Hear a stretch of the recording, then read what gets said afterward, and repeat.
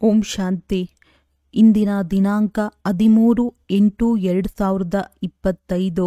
ಪ್ರಾರ್ಥ ಮುರುಳಿ ಬಾಪ್ತಾದ ಮಧುಬನ.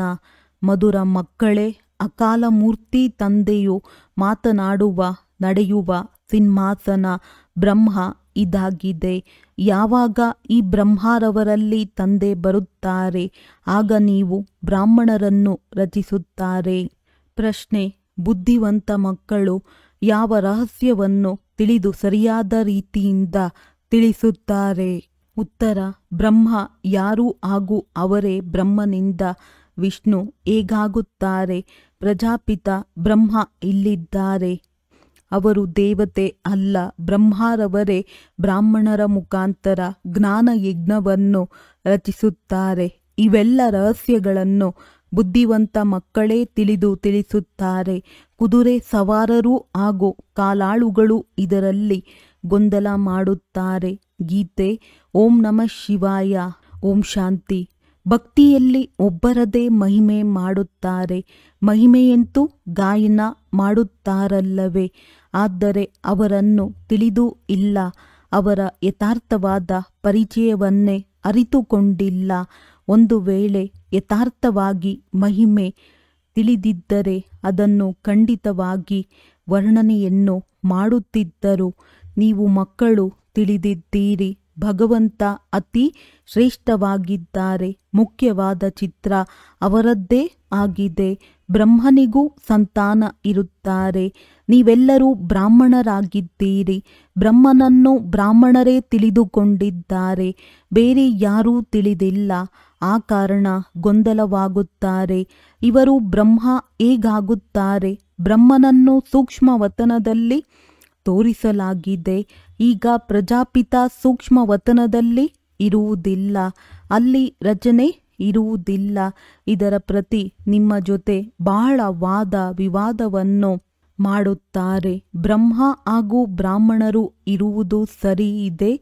ತಿಳಿಸಿರಿ, ಹೇಗೆ ಕ್ರೈಸ್ತನಿಂದ ಕ್ರಿಶ್ಚಿಯನ್ ಅಕ್ಷರ ಬಂದಿದೆ, ಬುದ್ಧನಿಂದ ಬೌದ್ಧ, ಇಬ್ರಾಹಿಂನಿಂದ ಇಸ್ಲಾಂ, ಹಾಗೆಯೇ ಪ್ರಜಾಪಿತ ಬ್ರಹ್ಮನಿಂದ ಬ್ರಾಹ್ಮಣರ ಹೆಸರು ಪ್ರಸಿದ್ಧವಾಗಿದೆ. ಆದಿದೇವ ಬ್ರಹ್ಮ. ವಾಸ್ತವದಲ್ಲಿ ಬ್ರಹ್ಮನಿಗೆ ದೇವತೆ ಎಂದು ಹೇಳುವುದಿಲ್ಲ. ಇದು ತಪ್ಪಾಗಿದೆ. ಯಾರು ತಮ್ಮನ್ನು ಬ್ರಾಹ್ಮಣರೆಂದು ಕರೆಸಿಕೊಳ್ಳುತ್ತಾರೆಯೋ ಅವರನ್ನು ಕೇಳಬೇಕು, ಬ್ರಹ್ಮನು ಎಲ್ಲಿಂದ ಬಂದರು? ಇದು ಯಾರ ರಚನೆಯಾಗಿದೆ? ಬ್ರಹ್ಮನನ್ನು ಯಾರು ರಚನೆ ಮಾಡಿದರು? ಇದಕ್ಕೆ ಯಾರೂ ಉತ್ತರವನ್ನು ತಿಳಿಸಲು ಸಾಧ್ಯವಿಲ್ಲ, ಏಕೆಂದರೆ ಅರಿತುಕೊಂಡೇ ಇಲ್ಲ. ಇದನ್ನು ಸಹ ನೀವು ಮಕ್ಕಳು ತಿಳಿದುಕೊಂಡಿದ್ದೀರಿ. ಶಿವತಂದೆಯು ಈ ರಥದಲ್ಲಿ ಪ್ರವೇಶ ಮಾಡುತ್ತಾರೆ. ಈ ಆತ್ಮವೇ ಬ್ರಹ್ಮ. ಮೊದಲ ಜನ್ಮದಲ್ಲಿ ಕೃಷ್ಣ ರಾಜಕುಮಾರನಾಗಿದ್ದನು. 84 ಜನ್ಮಗಳ ನಂತರ ಅದೇ ಆತ್ಮವು ಬಂದು ಈ ಬ್ರಹ್ಮನಾಗಿದ್ದಾರೆ. ಜನ್ಮ ಪತ್ರಿಕೆಯ ಹೆಸರಂತೂ ಇವರಿಗೆ ಬೇರೆ ಇರಬೇಕಲ್ಲವೇ? ಏಕೆಂದರೆ ಇವರು ಮನುಷ್ಯನಲ್ಲವೇ? ನಂತರ ತಂದೆಯು ಇವರಲ್ಲಿ ಪ್ರವೇಶ ಮಾಡಿ ಇವರಿಗೆ ಬ್ರಹ್ಮನೆಂದು ಹೆಸರಿಡುತ್ತಾರೆ. ಅದೇ ಬ್ರಹ್ಮನು ವಿಷ್ಣುವಿನ ರೂಪವಾಗಿದ್ದಾರೆ. ನಾರಾಯಣನಾಗುತ್ತಾನಲ್ಲವೇ? 84 ಜನ್ಮಗಳ ಅಂತ್ಯದಲ್ಲಿಯೂ ಇವರದ್ದು ಸಾಧಾರಣ ರಥವಾಗಿದೆ. ಈ ಶರೀರವು ಎಲ್ಲ ಆತ್ಮಗಳ ರಥವಾಗಿದೆ. ಅಕಾಲ ಮೂರ್ತಿ ಆತ್ಮನಿಗೆ ನಡೆಯುವ ಮಾತನಾಡುವ ಸಿಂಹಾಸನವಾಗಿದೆ. ಸಿಖ್ಖರು ಇದಕ್ಕೆ ಸ್ಥೂಲವಾದ ಸಿಂಹಾಸನವನ್ನು ಮಾಡಿಬಿಟ್ಟಿದ್ದಾರೆ. ಅದಕ್ಕೆ ಅಕಾಲ ಸಿಂಹಾಸನವೆಂದು ಹೇಳುತ್ತಾರೆ. ಹಾಗೆ ನೋಡಿದರೆ ಇವೆಲ್ಲವೂ ಶರೀರಗಳು ಅಕಾಲ ಸಿಂಹಾಸನಗಳಾಗಿವೆ. ಆತ್ಮಗಳೆಲ್ಲರೂ ಅಕಾಲ ಮೂರ್ತಿಗಳಾಗಿದ್ದೀರಿ. ಸರ್ವಶ್ರೇಷ್ಠ ಭಗವಂತನಿಗೆ ರಥವಂತೂ ಬೇಕಲ್ಲವೇ? ರಥದಲ್ಲಿ ಪ್ರವೇಶ ಮಾಡಿ ಜ್ಞಾನವನ್ನು ತಿಳಿಸುತ್ತಾರೆ. ಅವರಿಗೆ ಜ್ಞಾನಪೂರ್ಣನೆಂದು ಹೇಳಲಾಗುತ್ತದೆ. ರಚಯಿತ ಮತ್ತು ರಚನೆಯ ಆದಿ ಮಧ್ಯ ಅಂತ್ಯದ ಜ್ಞಾನವನ್ನು ಕೊಡುತ್ತಾರೆ. ಜ್ಞಾನಪೂರ್ಣನೆಂದರೆ ಅಂತರ್ಯಾಮಿ ಅಥವಾ ಸರ್ವಜ್ಞನೆಂದಲ್ಲ. ಸರ್ವವ್ಯಾಪಿ ಎಂಬುದರ ಅರ್ಥವೇ ಬೇರೆ, ಸರ್ವಜ್ಞನೆಂಬುದರ ಅರ್ಥವೇ ಬೇರೆಯಾಗಿದೆ. ಮನುಷ್ಯರಂತೂ ಎಲ್ಲವನ್ನೂ ಸೇರಿಸಿ ಮನಸ್ಸಿಗೆ ಏನು ಬಂದರೆ ಅದನ್ನು ಹೇಳುತ್ತಾ ಹೋಗುತ್ತಾರೆ. ಈಗ ನೀವು ತಿಳಿದುಕೊಂಡಿದ್ದೀರಿ, ನಾವೆಲ್ಲ ಬ್ರಾಹ್ಮಣರು ಬ್ರಹ್ಮನ ಸಂತಾನರಾಗಿದ್ದೇವೆ. ನಮ್ಮ ಕುಲವು ಎಲ್ಲರಿಗಿಂತ ಶ್ರೇಷ್ಠವಾಗಿದೆ. ಅವರಿಗೆ ದೇವತೆಗಳನ್ನು ಶ್ರೇಷ್ಠರೆಂದು ಹೇಳುತ್ತಾರೆ, ಏಕೆಂದರೆ ಸತ್ಯಯುಗದ ಆದಿಯಲ್ಲಿ ದೇವತೆಗಳು ಇದ್ದು ಹೋಗಿದ್ದಾರೆ. ಆದರೆ ಪ್ರಜಾಪಿತ ಬ್ರಹ್ಮನ ಸಂತಾನರು ಬ್ರಾಹ್ಮಣರು ಇರುತ್ತಾರೆಂಬುದು ನೀವು ಮಕ್ಕಳ ವಿನಃ ಬೇರೆ ಯಾರಿಗೂ ತಿಳಿದಿಲ್ಲ.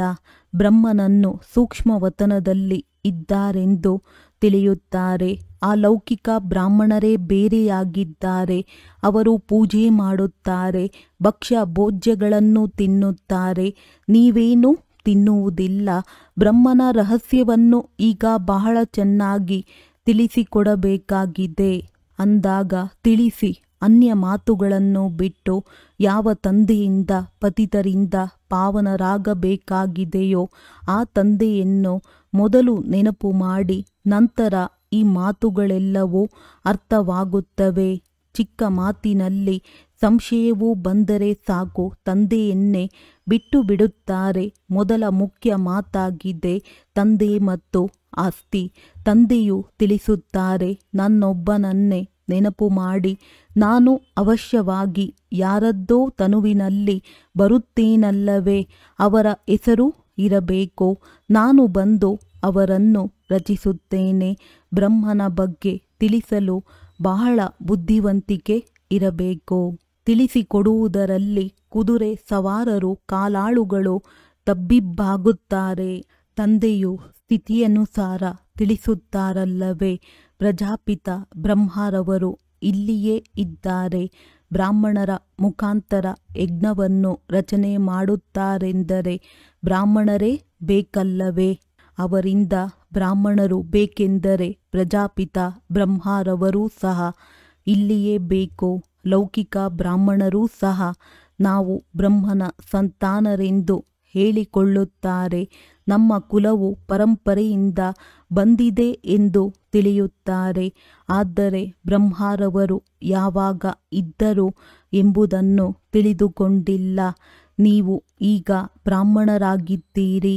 ಯಾರು ಬ್ರಹ್ಮನ ಸಂತಾನರೋ ಅವರೇ ಬ್ರಾಹ್ಮಣರು. ಲೌಕಿಕ ಬ್ರಾಹ್ಮಣರಂತೂ ತಂದೆಯ ಪರಿಚಯವನ್ನು ತಿಳಿದುಕೊಂಡಿಲ್ಲ. ಭಾರತದಲ್ಲಿ ಮೊದಲು ಬ್ರಾಹ್ಮಣರೇ ಇರುತ್ತಾರೆ. ಬ್ರಾಹ್ಮಣರದ್ದು ಸರ್ವಶ್ರೇಷ್ಠ ಕುಲವಾಗಿದೆ. ನಮ್ಮ ಕುಲವು ಅವಶ್ಯವಾಗಿ ಬ್ರಹ್ಮನಿಂದಲೇ ಬಂದಿರಬೇಕು ಎಂದು ಆ ಬ್ರಾಹ್ಮಣರು ಸಹ ತಿಳಿಯುತ್ತಾರೆ. ಆದರೆ ಯಾವಾಗ, ಹೇಗೆ, ಇದರ ವರ್ಣನೆಯನ್ನು ಮಾಡಲು ಅವರಿಂದ ಸಾಧ್ಯವಿಲ್ಲ. ನೀವು ತಿಳಿದುಕೊಳ್ಳುತ್ತೀರಿ, ಪ್ರಜಾಪಿತ ಬ್ರಹ್ಮನೇ ಬ್ರಾಹ್ಮಣರನ್ನು ರಚಿಸುತ್ತಾರೆ. ಆ ಬ್ರಾಹ್ಮಣರೇ ಮತ್ತೆ ದೇವತೆಗಳಾಗುತ್ತಾರೆ. ತಂದೆಯು ಬಂದು ಬ್ರಾಹ್ಮಣರಿಗೆ ಓದಿಸುತ್ತಾರೆ. ಬ್ರಾಹ್ಮಣರಿಗೆ ರಾಜ್ಯವಿಲ್ಲ, ಬ್ರಾಹ್ಮಣರದ್ದು ಕುಲವಿದೆ. ಮತ್ತೆ ಯಾವಾಗ ರಾಜ ರಾಣಿ ಆಗುವರೋ ಆಗಲೇ ರಾಜ್ಯದಾನಿ ಎಂದು ಹೇಳಲಾಗುವುದು. ಹೇಗೆ ಸೂರ್ಯವಂಶಿ ರಾಜ್ಯದಾನಿ ಎಂದು ಹೇಳುತ್ತಾರಲ್ಲವೇ. ನೀವು ಬ್ರಾಹ್ಮಣರು ರಾಜರಂತೂ ಆಗುವುದಿಲ್ಲ. ಕೌರವರು ಮತ್ತು ಪಾಂಡವರ ರಾಜ್ಯವಿತ್ತು ಎಂದು ಯಾವ ಮಾತನ್ನು ಹೇಳುತ್ತಾರೆಯೋ ಇವೆರಡೂ ತಪ್ಪಾಗಿದೆ. ಏಕೆಂದರೆ ಇಬ್ಬರಿಗೂ ರಾಜ್ಯವಿಲ್ಲ. ಪ್ರಜೆಗಳ ಮೇಲೆ ಪ್ರಜೆಗಳ ರಾಜ್ಯವಾಗಿದೆ. ಇದಕ್ಕೆ ರಾಜ್ಯದಾನಿ ಎಂದು ಹೇಳುವುದಿಲ್ಲ. ರಾಜ್ಯ ಕಿರೀಟವೂ ಇಲ್ಲ. ತಂದೆಯು ತಿಳಿಸಿದ್ದರೂ ಮೊದಲು ಭಾರತದಲ್ಲಿ ಡಬಲ್ ಕಿರೀಟಧಾರಿ ರಾಜರಿದ್ದರು, ನಂತರ ಸಿಂಗಲ್ ಕಿರೀಟಧಾರಿಗಳು. ಈ ಸಮಯದಲ್ಲಿ ಕಿರೀಟವೇ ಇಲ್ಲ. ಇದನ್ನೂ ಸಹ ಒಳ್ಳೆಯ ರೀತಿಯಲ್ಲಿ ಸಿದ್ಧ ಮಾಡಿ ತಿಳಿಸಬೇಕಾಗಿದೆ. ಯಾರು ಒಳ್ಳೆಯ ಧಾರಣೆ ಮಾಡುವವರಿರುವವರೋ ಅವರು ಚೆನ್ನಾಗಿ ತಿಳಿಸಬಲ್ಲರು. ಬ್ರಹ್ಮನ ಕುರಿತೇ ಹೆಚ್ಚು ಮಾತುಗಳನ್ನು ತಿಳಿಸಬೇಕಾಗುತ್ತದೆ. ಮನುಷ್ಯರು ವಿಷ್ಣುವನ್ನು ತಿಳಿದುಕೊಂಡಿಲ್ಲ. ಅಂದಾಗ ಇದನ್ನಾದರೂ ತಿಳಿಸಬೇಕಾಗಿದೆ. ವೈಕುಂಠಕ್ಕೆ ವಿಷ್ಣುಪುರಿ ಎಂದು ಹೇಳಲಾಗುತ್ತದೆ. ಅರ್ಥಾತ್ ಲಕ್ಷ್ಮೀ ನಾರಾಯಣರ ರಾಜ್ಯವಿತ್ತು. ಕೃಷ್ಣನು ರಾಜಕುಮಾರನಾಗಿದ್ದರೆ ನಮ್ಮ ತಂದೆಯು ರಾಜನಾಗಿದ್ದಾರೆ ಎಂದು ಹೇಳುತ್ತಾರಲ್ಲವೇ? ಕೃಷ್ಣನ ತಂದೆಯು ರಾಜನಾಗಿರಲು ಸಾಧ್ಯವಿಲ್ಲ ಎಂದಲ್ಲ. ಕೃಷ್ಣನು ರಾಜಕುಮಾರನೆಂದು ಕರೆಸಿಕೊಳ್ಳುತ್ತಾನೆಂದರೆ ಅವಶ್ಯವಾಗಿ ರಾಜನ ಬಳಿ ಜನ್ಮವಾಗಿದೆ ಎಂದರ್ಥ. ಸಾಹುಕಾರರ ಬಳಿ ಜನ್ಮ ಪಡೆದರೆ ರಾಜಕುಮಾರನೆಂದು ಕರೆಸಿಕೊಳ್ಳುವುದಿಲ್ಲ. ರಾಜನ ಪದವಿ ಮತ್ತು ಸಾಹುಕಾರರ ಪದವಿಯಲ್ಲಿ ರಾತ್ರಿ ಹಗಲಿನ ಅಂತರವಾಗಿ ಬಿಡುತ್ತದೆ. ಕೃಷ್ಣನ ತಂದೆ ರಾಜನ ಹೆಸರೇ ಇಲ್ಲ. ಕೃಷ್ಣನ ಹೆಸರು ಎಷ್ಟು ಪ್ರಖ್ಯಾತವಾಗಿದೆ. ಅವರ ತಂದೆಯದ್ದು ಶ್ರೇಷ್ಠ ಪದವಿ ಎಂದು ಹೇಳುವುದಿಲ್ಲ. ಅವರದ್ದು ಮಧ್ಯಮ ವರ್ಗದ ಪದವಿಯಾಗಿದೆ. ಅವರು ಕೇವಲ ಕೃಷ್ಣನಿಗೆ ಜನ್ಮ ನೀಡಲು ನಿಮಿತ್ತನಾಗುತ್ತಾರೆ. ಕೃಷ್ಣನ ಆತ್ಮನಿಗಿಂತಲೂ ಹೆಚ್ಚು ಓದಿದ್ದಾರೆ ಎಂದಲ್ಲ. ಕೃಷ್ಣನೇ ನಂತರ ನಾರಾಯಣನಾಗುತ್ತಾನೆ. ಬಾಕಿ ತಂದೆಯ ಹೆಸರೇ ಮರೆಯಾಗಿ ಬಿಡುತ್ತದೆ. ಬ್ರಾಹ್ಮಣರು ಅವಶ್ಯವಾಗಿ ಇದ್ದಾರೆ, ಆದರೆ ವಿದ್ಯೆಯಲ್ಲಿ ಕೃಷ್ಣನಿಗಿಂತಲೂ ಕಡಿಮೆ. ಕೃಷ್ಣನ ಆತ್ಮದ ವಿದ್ಯೆಯು ತನ್ನ ತಂದೆಗಿಂತಲೂ ಉತ್ತಮವಾಗಿತ್ತು. ಆದ್ದರಿಂದಲೇ ಇಷ್ಟೊಂದು ಹೆಸರು ಬರುತ್ತದೆ. ಕೃಷ್ಣನ ತಂದೆಯು ಯಾರಾಗಿದ್ದರು ಇದು ಯಾರಿಗೂ ತಿಳಿದಿಲ್ಲ. ಮುಂದೆ ಹೋದಂತೆ ಅರ್ಥವಾಗುವುದು. ಎಲ್ಲರೂ ಇಲ್ಲಿಂದಲೇ ಆಗಬೇಕಾಗಿದೆ. ರಾಧೆಗೂ ಸಹ ತಂದೆ ತಾಯಿಯಂತೂ ಇರುತ್ತಾರಲ್ಲವೇ? ಆದರೆ ಅವರಿಗಿಂತಲೂ ರಾಧೆಯ ಹೆಸರೇ ಹೆಚ್ಚಾಗಿದೆ. ಏಕೆಂದರೆ ತಂದೆ ತಾಯಿಯು ರಾಧೆಗಿಂತಲೂ ಕಡಿಮೆ ಓದಿದ್ದಾರೆ. ರಾಧೆಯ ಹೆಸರು ಅವರಿಗಿಂತಲೂ ಉತ್ತಮವಾಗಿ ಬಿಡುತ್ತದೆ. ಮಕ್ಕಳಿಗೆ ತಿಳಿದುಕೊಳ್ಳಲು ಇವು ಬಹಳ ವಿಸ್ತಾರವಾದ ಮಾತುಗಳಾಗಿವೆ. ಎಲ್ಲವೂ ವಿದ್ಯೆಯ ಮೇಲೆ ಆಧಾರಿತವಾಗಿದೆ. ಬ್ರಹ್ಮನ ಕುರಿತು ತಿಳಿಸುವುದಕ್ಕೂ ಬುದ್ಧಿವಂತಿಕೆ ಬೇಕು. ಅದೇ ಕೃಷ್ಣನ ಆತ್ಮನೇ 84 ಜನ್ಮಗಳನ್ನು ಭೋಗಿಸುತ್ತದೆ. ನೀವೂ ಸಹ 84 ಜನ್ಮಗಳನ್ನು ಪಡೆಯುತ್ತೀರಿ. ಎಲ್ಲರೂ ಒಟ್ಟಿಗೆ ಬರುವುದಿಲ್ಲ. ಯಾರು ವಿದ್ಯೆಯಲ್ಲಿ ಮುಂದೆ ಇರುವರೋ ಅವರು ಅಲ್ಲಿಯೂ ಮುಂದೆ ಬರುವರು. ನಂಬರ್ ವಾರಂತೂ ಬರುತ್ತಾರಲ್ಲವೇ? ಇವು ಬಹಳ ಗುಹ್ಯ ಮಾತುಗಳಾಗಿವೆ. ಮಂದ ಬುದ್ಧಿಯವರು ಧಾರಣೆ ಮಾಡಲು ಸಾಧ್ಯವಿಲ್ಲ. ನಂಬರ್ ವಾರ್ ಹೋಗುತ್ತಾರೆ. ನೀವೂ ಸಹ ನಂಬರ್ ವಾರಾಗಿ ಇಲ್ಲಿಂದ ವರ್ಗಾವಣೆಯಾಗುತ್ತೀರಿ. ಇದು ಎಷ್ಟು ದೊಡ್ಡ ಕ್ಯೂ ಸಾಲು ಆಗಿದೆ. ಇದು ಅಂತಿಮದಲ್ಲಿ ಹೋಗುವುದು. ನಂಬರ್ ವಾರ್ ತಮ್ಮ ತಮ್ಮ ಸ್ಥಾನಗಳಿಗೆ ಹೋಗಿ ನಿವಾಸಿಸುತ್ತಾರೆ. ಎಲ್ಲರ ಸ್ಥಾನವು ನಿಶ್ಚಿತವಾಗಿದೆ. ಇದು ಬಹಳ ಅದ್ಭುತವಾದ ಆಟವಾಗಿದೆ. ಆದರೆ ಯಾರೂ ತಿಳಿದುಕೊಂಡಿಲ್ಲ. ಇದಕ್ಕೆ ಮುಳ್ಳಿನ ಕಾಡೆಂದು ಹೇಳಲಾಗುತ್ತದೆ. ಇಲ್ಲಿ ಎಲ್ಲರೂ ಪರಸ್ಪರ ದುಃಖವನ್ನು ಕೊಡುತ್ತಿರುತ್ತಾರೆ. ಸ್ವರ್ಗದಲ್ಲಂತೂ ಸ್ವಾಭಾವಿಕ ಸುಖವಿರುತ್ತದೆ. ಇಲ್ಲಿ ತಾತ್ಕಾಲಿಕ ಸುಖವಿದೆ. ಸತ್ಯವಾದ ಸುಖವನ್ನು ತಂದೆಯೊಬ್ಬರೇ ಕೊಡುತ್ತಾರೆ. ಇಲ್ಲಿರುವ ಸುಖವು ಕಾಗವಿಷ್ಟ ಸಮಾನವಾಗಿದೆ. ದಿನ ಪ್ರತಿದಿನ ತಮೋಪ್ರಧಾನರಾಗುತ್ತಾ ಹೋಗುತ್ತಾರೆ. ಎಷ್ಟೊಂದು ದುಃಖವಿದೆ. ಬಾಬಾ, ಮಾಯೆಯ ಬಿರುಗಾಳಿಗಳು ಬಹಳ ಬರುತ್ತವೆ. ಮಾಯೆಯು ಗೊಂದಲದಲ್ಲಿ ಸಿಕ್ಕಿ ಹಾಕಿಸುತ್ತಿದೆ. ಬಹಳ ದುಃಖದ ಅಲೆಯು ಬರುತ್ತಿದೆ ಎಂದು ಹೇಳುತ್ತಾರೆ. ಸುಖದಾತ ತಂದೆಯ ಮಕ್ಕಳಾಗಿಯೂ ಒಂದು ವೇಳೆ ದುಃಖದ ಅಲೆಯು ಬರುತ್ತದೆ ಎಂದರೆ ತಂದೆಯು ತಿಳಿಸುತ್ತಾರೆ, ಮಕ್ಕಳೇ, ನಿಮ್ಮದು ಇದು ಬಹಳ ದೊಡ್ಡ ಕರ್ಮ ಭೋಗವಾಗಿದೆ. ತಂದೆಯು ಸಿಕ್ಕಿದ್ದಾರೆ ಅಂದ ಮೇಲೆ ದುಃಖದ ಅಲೆಯು ಬರಬಾರದು. ಯಾವ ಹಳೆಯ ಕರ್ಮ ಭೋಗವಿದೆಯೋ ಅದನ್ನು ಯೋಗ ಬಲದಿಂದ ಮುಗಿಸಿ. ಒಂದು ವೇಳೆ ಯೋಗ ಬಲವಿಲ್ಲವೆಂದರೆ ಶಿಕ್ಷೆಯನ್ನನುಭವಿಸಿ ಲೆಕ್ಕಾಚಾರವನ್ನು ಮುಗಿಸಬೇಕಾಗಿದೆ. ಪೆಟ್ಟು ತಿಂದು ಅಲ್ಪ ರೊಟ್ಟಿಯನ್ನು ಪಡೆಯುವುದು ಚೆನ್ನಾಗಿಲ್ಲ. ಶಿಕ್ಷೆಯನ್ನನುಭವಿಸಿ ಪದವಿಯನ್ನು ಪಡೆಯುವುದು ಒಳ್ಳೆಯದಲ್ಲ. ಪುರುಷಾರ್ಥ ಮಾಡಬೇಕು. ಇಲ್ಲವಾದರೆ ಕೊನೆಯಲ್ಲಿ ನ್ಯಾಯಾಲಯದಲ್ಲಿ ಕುಳಿತುಕೊಳ್ಳಬೇಕಾಗುತ್ತದೆ. ಪ್ರಜೆಗಳಂತೂ ಬಹಳಷ್ಟು ಮಂದಿ ಆಗುವರು. ಇದಂತೂ ಡ್ರಾಮಾ ಅನುಸಾರ. ಎಲ್ಲರೂ ಗರ್ಭ ಜೈಲಿನಲ್ಲಿ ಬಹಳ ಶಿಕ್ಷೆಗಳನ್ನನುಭವಿಸುತ್ತಾರೆ. ಆತ್ಮಗಳು ಬಹಳಷ್ಟು ಅಲೆದಾಡುತ್ತಾರೆ. ಕೆಲವು ಆತ್ಮಗಳು ಬಹಳ ನಷ್ಟವನ್ನುಂಟು ಮಾಡುತ್ತದೆ. ಯಾರಲ್ಲಾದರೂ ಅಶುದ್ಧ ಆತ್ಮನ ಪ್ರೇತಾತ್ಮ ಪ್ರವೇಶತೆಯಾಗುತ್ತದೆ ಎಂದರೆ ಎಷ್ಟು ಹೆಚ್ಚು ಕಡಿಮೆಯಾಗುತ್ತದೆ. ಹೊಸ ಪ್ರಪಂಚದಲ್ಲಿ ಈ ಮಾತುಗಳೇ ಇರುವುದಿಲ್ಲ. ನಾವು ಹೊಸ ಪ್ರಪಂಚದಲ್ಲಿ ಹೋಗಬೇಕೆಂದು ನೀವೀಗ ಪುರುಷಾರ್ಥ ಮಾಡುತ್ತಿದ್ದೀರಿ.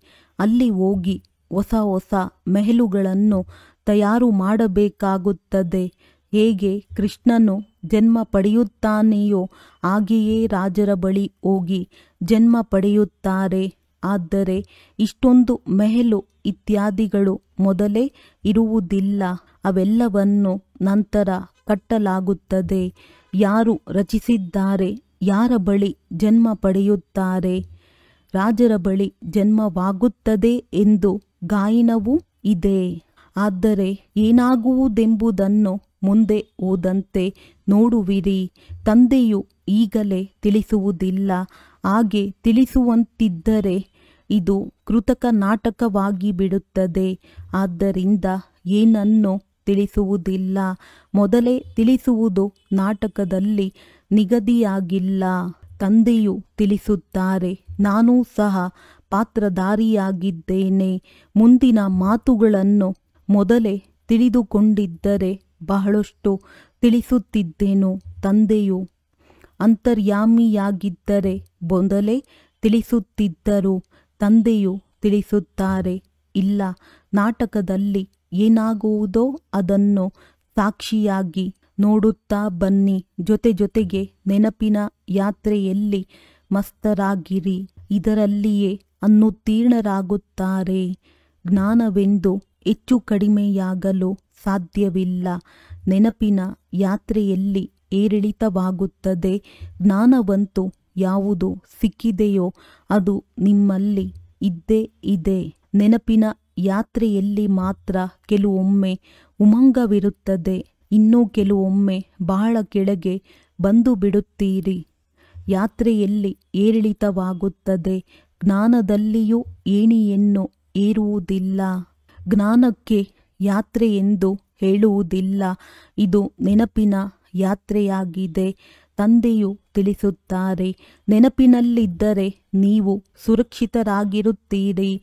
ದೇಹಾಭಿಮಾನದಲ್ಲಿ ಬರುವುದರಿಂದಲೇ ನೀವು ಬಹಳ ಮೋಸ ಹೋಗುತ್ತೀರಿ. ವಿಕರ್ಮ ಮಾಡುತ್ತಿರುತ್ತಾರೆ. ಕಾಮ ಮಹಾ ಶತ್ರುವಾಗಿದೆ. ಇದರಲ್ಲಿಯೇ ಅನುತ್ತೀರ್ಣರಾಗಿ ಬಿಡುತ್ತಾರೆ. ಕ್ರೋಧ ಇತ್ಯಾದಿಗಳ ಬಗ್ಗೆ ತಂದೆಯು ಅಷ್ಟೊಂದು ಒತ್ತು ಕೊಟ್ಟು ಹೇಳುವುದಿಲ್ಲ. ಕಾಮದ ಮೇಲೆಯೇ ಇಷ್ಟೊಂದು ತಿಳಿಸುತ್ತಾರೆ. ಜ್ಞಾನದಿಂದ ಸೆಕೆಂಡಿನಲ್ಲಿ ಜೀವನ್ಮುಕ್ತಿಯಾಗುತ್ತದೆ. ಅಥವಾ ಸಾಗರವನ್ನು ಶಾಯಿಯನ್ನಾಗಿ ಮಾಡಿದರೂ ಸಹ ಜ್ಞಾನವು ಮುಗಿಯುವುದಿಲ್ಲ ಎಂದು ಹೇಳುತ್ತಾರೆ. ಇಲ್ಲಿಯೇ ಕೇವಲ ತಂದೆಯನ್ನು ನೆನಪು ಮಾಡಿ ಎಂದು ಹೇಳುತ್ತಾರೆ. ಯಾವುದಕ್ಕೆ ನೆನಪು ಮಾಡುವುದೆಂದು ಹೇಳಲಾಗುತ್ತದೆ ಎಂಬುದನ್ನು ತಿಳಿದುಕೊಂಡಿಲ್ಲ. ಕಲಿಯುಗದಿಂದ ನಿಮ್ಮನ್ನು ಸತ್ಯಯುಗದಲ್ಲಿ ಕರೆದುಕೊಂಡು ಹೋಗಿ ಎಂದು ಹೇಳುತ್ತಾರೆ. ಹಳೆಯ ಪ್ರಪಂಚದಲ್ಲಿ ದುಃಖವಿದೆ. ನೀವು ಸಹ ನೋಡುತ್ತೀರಿ. ಮಳೆಯಿಂದ ಎಷ್ಟೊಂದು ಕಟ್ಟಡಗಳು ಬಿದ್ದು ಹೋಗುತ್ತಿರುತ್ತದೆ, ಎಷ್ಟೊಂದು ಮುಳುಗಿ ಹೋಗುತ್ತದೆ. ಮಳೆ ಇತ್ಯಾದಿಗಳೆಲ್ಲವೂ ಪ್ರಾಕೃತಿಕ ವಿಕೋಪಗಳಾಗಿವೆ. ಇದೆಲ್ಲವೂ ಆಕಸ್ಮಿಕವಾಗಿ ಆಗುತ್ತಾ ಇರುವುದು.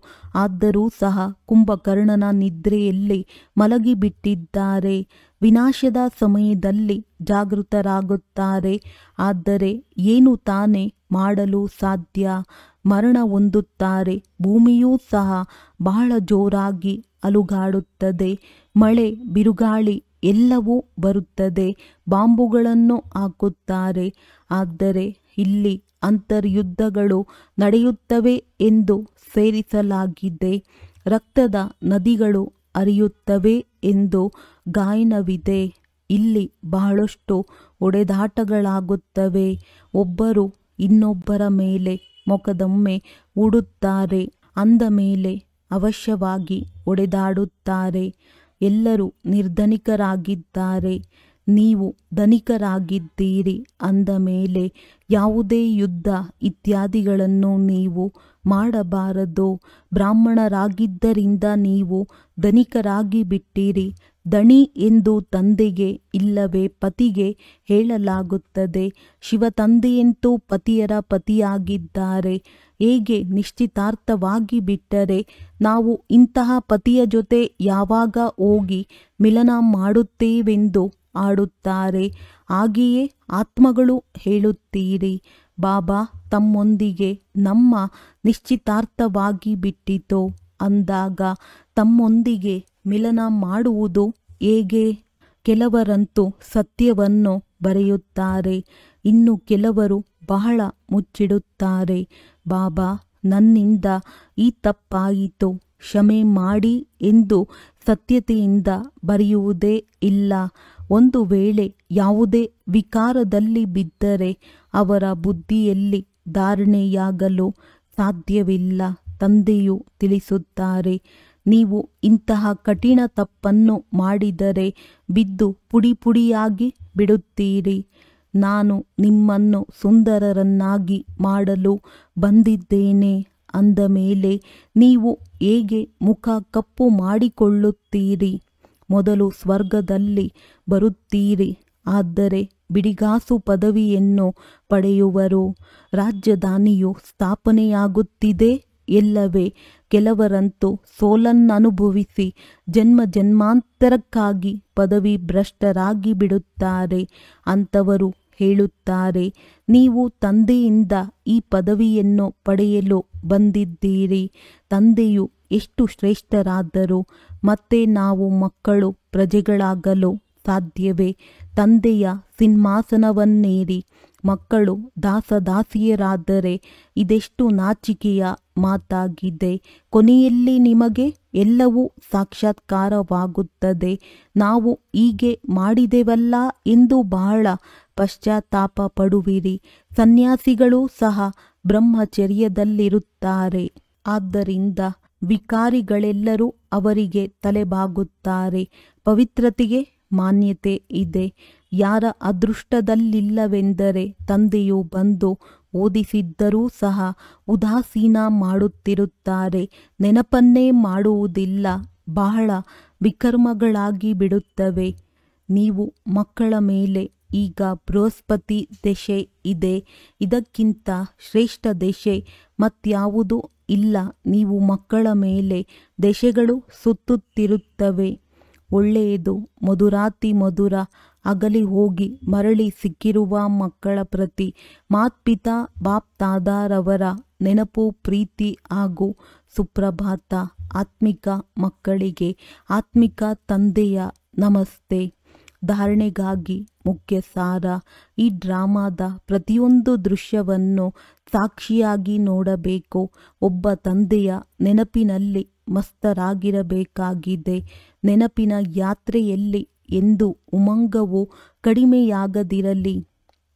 ವಿದ್ಯೆಯಲ್ಲೆಂದು ಉದಾಸೀನರಾಗಬಾರದು. ತಮ್ಮ ಶ್ರೇಷ್ಠ ಅದೃಷ್ಟವನ್ನು ರೂಪಿಸಿಕೊಳ್ಳಲು ಅವಶ್ಯವಾಗಿ ಪವಿತ್ರರಾಗಬೇಕಾಗಿದೆ. ಸೋಲನ್ನನುಭವಿಸಿ ಜನ್ಮ ಜನ್ಮಾಂತರಕ್ಕಾಗಿ ಪದವಿ ಭ್ರಷ್ಟ ಮಾಡಿಕೊಳ್ಳಬಾರದು. ವರದಾನ: ಸತ್ಯ ಸೇವೆಯ ಮೂಲಕ ಅವಿನಾಶಿ ಅಲೌಕಿಕ ಖುಷಿಯ ಸಾಗರದಲ್ಲಿ ತೇಲಾಡುವ ಅದೃಷ್ಟವಂತ ಆತ್ಮಭವ. ಯಾವ ಮಕ್ಕಳು ಸೇವೆಗಳಲ್ಲಿ ಬಾಪ್ ತಾದಾ ಮತ್ತು ನಿಮಿತ್ತವಾಗಿರುವ ಹಿರಿಯ ಸ್ನೇಹದ ಆಶೀರ್ವಾದಗಳನ್ನು ಪ್ರಾಪ್ತಿ ಮಾಡಿಕೊಳ್ಳುತ್ತಾರೆ, ಅವರಲ್ಲಿ ಅಲೌಕಿಕ ಆತ್ಮಿಕ ಖುಷಿಯ ಅನುಭವವಾಗುತ್ತದೆ. ಅವರು ಸೇವೆಗಳ ಮೂಲಕ ಆಂತರಿಕ ಖುಷಿ, ಆತ್ಮಿಕ ಮೋಜು, ಬೇಹದ್ದಿನ ಪ್ರಾಪ್ತಿಯ ಅನುಭವ ಮಾಡುತ್ತಾ ಸದಾ ಖುಷಿಯ ಸಾಗರದಲ್ಲಿ ತೇಲಾಡುತ್ತಿರುತ್ತಾರೆ. ಸತ್ಯ ಸೇವೆಯು ಸರ್ವರ ಸ್ನೇಹ, ಸರ್ವರ ಮೂಲಕ ಅವಿನಾಶಿ ಸನ್ಮಾನ ಮತ್ತು ಖುಷಿಯ ಆಶೀರ್ವಾದಗಳನ್ನು ಪ್ರಾಪ್ತಿ ಮಾಡಿಕೊಳ್ಳುವ ಅದೃಷ್ಟದ ಶ್ರೇಷ್ಠ ಭಾಗ್ಯದ ಅನುಭವ ಮಾಡಿಸುತ್ತದೆ. ಯಾರು ಸದಾ ಖುಷಿಯಾಗಿದ್ದಾರೆ ಅವರೇ ಅದೃಷ್ಟವಂತರಾಗಿದ್ದಾರೆ. ಸ್ಲೋಗನ್: ಸದಾ ಹರ್ಷಿತ ಅಥವಾ ಆಕರ್ಷಣಾ ಮೂರ್ತಿಯಾಗುವುದಕ್ಕಾಗಿ ಸಂತುಷ್ಟ ಮಣಿಯಾಗಿರಿ. ಅವ್ಯಕ್ತ ಸೂಚನೆ: ಸಹಜ ಯೋಗಿ ಆಗಬೇಕೆಂದರೆ ಪರಮಾತ್ಮನ ಪ್ರೀತಿಯ ಅನುಭವಿಯಾಗಿರಿ. ಕರ್ಮದಲ್ಲಿ, ವಾಣಿಯಲ್ಲಿ, ಸಂಪರ್ಕದಲ್ಲಿ ಅಥವಾ ಸಂಬಂಧದಲ್ಲಿ ಪ್ರೀತಿ ಮತ್ತು ಸ್ಮೃತಿ ಅಥವಾ ಸ್ಥಿತಿಯಲ್ಲಿ ಲವಲೀನರಾಗಿರಬೇಕು. ಯಾರು ಎಷ್ಟು ಪ್ರಿಯರಾಗಿರುತ್ತಾರೆ ಅವರು ಅಷ್ಟೇ ಲವಲೀನರಾಗಿರಲು ಸಾಧ್ಯ. ಈ ಲವಲೀನ ಸ್ಥಿತಿಯ ಮನುಷ್ಯಾತ್ಮರು ಲೀನವಾಗುವ ಅವಸ್ಥೆಯೆಂದು ಹೇಳಿಬಿಟ್ಟರು. ತಂದೆಯಲ್ಲಿನ ಪ್ರೀತಿಯನ್ನು ಸಮಾಪ್ತಿ ಮಾಡಿ ಕೇವಲ ಲೀನ ಶಬ್ದವನ್ನು ತೆಗೆದುಕೊಂಡಿದ್ದಾರೆ. ನೀವು ಮಕ್ಕಳು ತಂದೆಯ ಪ್ರೀತಿಯಲ್ಲಿ ಲವಲೀನರಾಗಿದ್ದರೆ ಅನ್ಯರನ್ನು ತಮ್ಮ ಸಮಾನ ಅಥವಾ ತಂದೆಯ ಸಮಾನ ಮಾಡಿಕೊಳ್ಳಬಹುದು. ಒಳ್ಳೆಯದು. ಓಂ ಶಾಂತಿ.